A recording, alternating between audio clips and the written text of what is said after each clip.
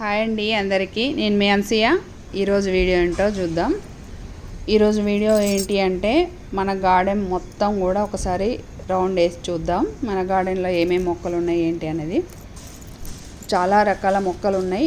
ప్రతి ఒక్క మొక్క కూడా చాలా అంటే చాలా గ్రీన్గా హెల్దీగా ఉన్నాయి. చూడండి, ఈసారి నేనేంటంటే పత్తి గింజలు వేసి చూశాను అనమాట. దేవుడి కోసం మనం బయట నుంచి కొనుక్కోవడం వద్దు, అవసరం లేదని చెప్పేసి మన గార్డెన్లో వేసి చూద్దాం అసలు వస్తుందా రాదా అని డౌట్ తోటి వేశాను. అంటే మామూలుగా అయితే పొలంలో పత్తి రైతులు పత్తి పండట్లేదు, లాస్ అవుతుంది, ఇట్లా పత్తి రైతులు ఆత్మహత్య చేసుకుంటున్నారు, ఇట్లా అంటారు కదా. అంటే ఈ పంట అంత టఫ్ ఏమో అని నేను అనుకొని ఒకసారి వేసి చూద్దాం కదా, అన్నీ వేస్తాం కదా, ఇది ఒకటి వేసి చూద్దామని వేశాను. కానీ ఎంత అంటే విపరీతంగా వచ్చింది పత్తి. ఒక్కొక్క చెట్టుకి కనీసం 40 నుంచి 50 కాయలు కాసి చాలా అంటే చాలా విపరీతంగా వచ్చింది. ఇంకా అవి కాకుండా మన గార్డెన్లో తెల్ల గోంగూర చూడండి, అవి ఎట్లా అంటే ఒక 10 అడుగుల హైట్ తోటి పెరుగుతున్నాయి. పత్తి మొక్కలు చూడండి, ప్రతి ఒక్క మొక్క కూడా కాయ పట్టేసింది, కాయ మీద ఉందన్నమాట. కేవలం ఒక 15 కుండీలలో 15 గింజలు వేసిన, ఒక్కొక్క కుండికి ఒకటే గింజ వేసిన అనమాట. ఎందుకంటే ఇవి మరి బలం చాలా కావాలి కదా, అసలే కాయవు అని అంటున్నారు కదా అనేసి. కానీ చూడండి, ప్రతి ఒక్క చెట్టుకి ఎన్ని కాయలు వచ్చినాయో. ఇవన్నీ కూడా విచ్చుకొని విపరీతంగా పత్తినిచ్చినాయి నాకు. ఇవి కాకుండా ఈ సంవత్సరం ఏంటంటే బెండకాయల మొక్కలు కూడా చాలా వేసిన నేను. బెండకాయ మొక్కలు ఎట్లా అంటే విపరీతం, మనం మామూలుగా కర్రీ వండుకోవడం మాత్రమే కాకుండా డీప్ ఫ్రై చేసుకొని ఇట్లా వేపుడు చేస్తారు చూడండి. అది ఎవ్రీ టైం మా ఇంట్లో అవి విపరీతమైన కాయలు వస్తూ ఉంటే అవి ఏం చేయాలో తెలియక చాలామందికి ఇచ్చిన తర్వాత కూడా ఇంకా విపరీతంగా వస్తుంటే నేను అప్పుడప్పుడు కర్రీ చేసేదాన్ని, ఎక్కువ శాతం డీప్ ఫ్రై చేసేదాన్ని అనమాట. చేసినప్పుడల్లా 2 కేజీలు అట్లా చేసేదాన్ని. 2 కేజీలు చేస్తే ఎంత వస్తాయి, 1/2 కేజీ అట్లా వస్తాయి అంతే డీప్ ఫ్రై అయిన తర్వాత. అవి కూడా విపరీతంగా వచ్చినాయి. ఈ గోంగూర కూడా చాలా అంటే చాలామందికి ఇచ్చాను. అక్కడ చూడండి, చెట్టు చిక్కుడు గింజలు పెట్టినట్టు మొలిచినాయి. ఒక్కొక్క చెట్టుకి 10 గెలల వరకు వచ్చినాయి. ఒక క్రాప్ ఇచ్చి పోలేదు అవి. ఒక క్రాప్ ఇప్పుడు ఈ గెలలు కనబడుతున్నాయి కదా, ఇవన్నీ పిందెలేసి కాపు ఇచ్చిన తర్వాత, అంటే ఆ కాపు అంతా మనం తెంపుకున్న తర్వాత మళ్ళీ సెకండ్ టైం కూడా మళ్ళీ గెలలు వేస్తూ ఉంటాయి. అట్లా సెకండ్ క్రాప్ కూడా ఇస్తాయి. అప్పుడు కూడా పోవు అవి, మనం పీకేయకూడదు, అట్లాగే ఉంచేస్తే మళ్ళీ కొత్తగా చిగురు వచ్చేసి కొత్తగా మళ్ళీ కాస్తుంది. అట్లా ఒక 2-3 సార్లు కాస్తుంది అది చిక్కుడు చెట్టు. అక్కడ చూడండి, రెడ్ జామ, అది మన ఆవు పేడ వేస్తాం కదా, అందులో వచ్చి మొలిచిందనమాట. ఆ జామ మొక్కలన్నీ కూడా అంతే. గోశాల నుంచి నేను ఆవు పేడ తెప్పించి వేస్తూ ఉంటాను రీఫ్రెష్ చేసినప్పుడు ఎవ్రీ ఇయర్. అందులో ఇప్పుడు మామూలుగా గోశాలకు వెళ్ళి ఆవులకి దాన పెడతారు కదా, ఆ దానలో వచ్చిన జామ గింజలన్నీ కూడా అక్కడక్కడ పడి మొలిచినాయి. ఇప్పుడు కాపుకు కూడా వచ్చినాయి అన్నమాట. మిర్చి మొక్క చూడండి, దాని నిండా పూత వచ్చేసింది, విపరీతమైన కాపు అన్నమాట. ఆ పూసిన ప్రతి ఒక్క పువ్వు కూడా కాయలాగా మారాల్సిందే మన గార్డెన్లో.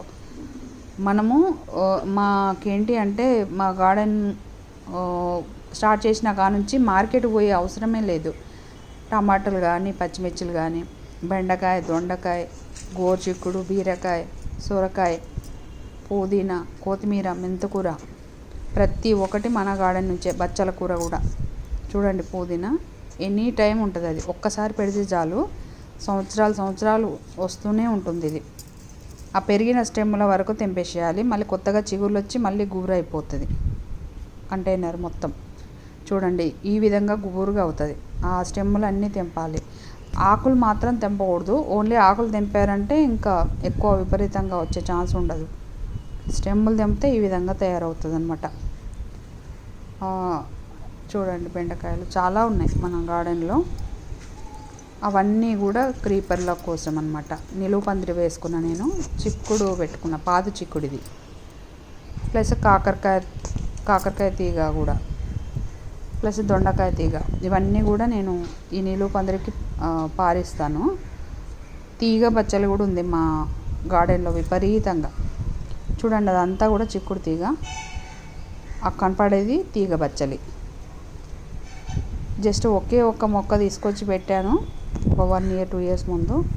అందులో నుంచి వచ్చిన గింజలతోటి ఇంకా మన గార్డెన్ నుంచి పొమ్మన్న పోవట్లేదు ఈ తీగ బచ్చలి. ఎందుకంటే సీడ్స్ పడుతుంటాయి, కింద రాలుతుంటాయి కదా, అవే మళ్ళీ రీసైకిల్ లాగా మొలుస్తూ ఉంటాయి అన్నమాట.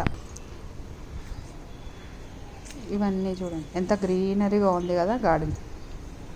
ఆ విధంగా వస్తూ ఉంటాయి బెండకాయలు, ఎప్పటికప్పుడు తెంపేస్తూ ఉంటాను.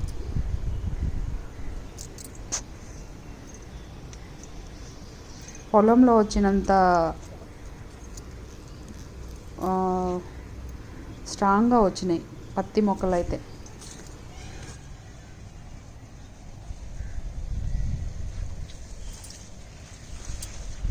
ఈ గార్డెన్లోకి వస్తే చాలు నాకు మళ్ళీ ఇంట్లోకి వెళ్ళాలి అనిపించదు. ఈ గ్రీనరీ అంతా చూస్తూ తిరుగుతూ ఎంత హ్యాపీగా అనిపిస్తుంది అంటే నాకు చాలా చాలా హ్యాపీగా అనిపిస్తుంది. ఈ పత్తి చెట్లు అయితే ఫస్ట్ టైం అనమాట నేను వీటిని చూస్తేనైతే నాకు ఎక్కడ లేని సంతోషం అనిపిస్తూ ఉంటుంది. ఎంత చక్కగా పెరిగినాయి చూడండి, మంచిగా విపరీతంగా కాయలు కాసినాయి. పత్తి కూడా ఒక్క కాయ కూడా వేస్ట్ కాకుండా పత్తి కూడా ఎంత విపరీతంగా వచ్చిందో. కొంతమంది అంటూ ఉంటారు కదా ఇట్లా పత్తి పురుగు అంటే కాయ పురుగు ఉంటుందని, నాకు అలాంటిది ఏమీ రాలేదు. ఇది బూడిద గుమ్మడికాయ మన గార్డెన్లో ఎనీ టైం ఉంటుంది అనమాట ఇది. ఎందుకంటే నాకు బూడిద గుమ్మడికాయ వడియాలంటే ఇష్టము, ఆ కారణంగా నేను అన్ని సీజన్లో పెడుతూ ఉంటాను. మన గార్డెన్లో టమాటాలకు ఎలాంటి కొదువు ఉండదన్నమాట. అన్ని సీజన్లలో ప్రతి సీజన్లో కూడా కిలోలు దిగుతూ ఉంటాయి. ములక్కాయలు కూడా నేను గార్డెన్ మొత్తంలో కనీసం ఒక 10-15 మొక్కలు పెట్టాను. ఒక మొక్కకు కాకపోతే ఒక మొక్కకైనా ఎనీ టైం కాయలు ఇస్తూ ఉంటుంది. అలాగే సపోటా మొక్కలు ఉన్నాయి, తర్వాత గుత్తి వంకాయ మొక్కలు ఉన్నాయి. ఈ సపోటా మొక్క అయితే ఒకటే చెట్టు కానీ 50 కాయలు కాస్తుంది.